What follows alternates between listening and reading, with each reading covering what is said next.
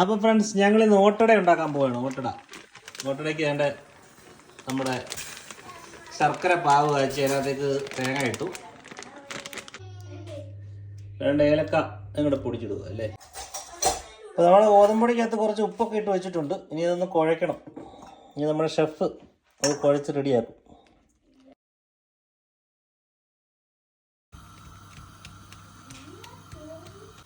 മധുരം കുറവാണ് ഇവിടെ, ആർക്കും വലിയ മധുരം ഇഷ്ടമല്ലല്ലോ. ഈ കൊച്ചു പിള്ളേർ കഴിക്കേണ്ടതുകൊണ്ടാണ്. തങ്കു ഇഷ്ടമാണോ ഓട്ടട? പിന്നെ ഓട്ടറയുടെ ആളല്ലേ അതൊക്കെ. അപ്പൊ അച്ചായി കഴിച്ചിട്ട് വരത്തുള്ളൂ കേട്ടോ. അമ്പളം കിളുസ് ഇപ്പൊ തരാം. അതന്നെ എന്റേതത്. അപ്പൊ ഫ്രണ്ട്സ് നമുക്കൊന്ന് മുറിച്ചു നോക്കാം. അപ്പൊ ചിയേഴ്സ്. ചിയേഴ്സ്. സൂപ്പർ.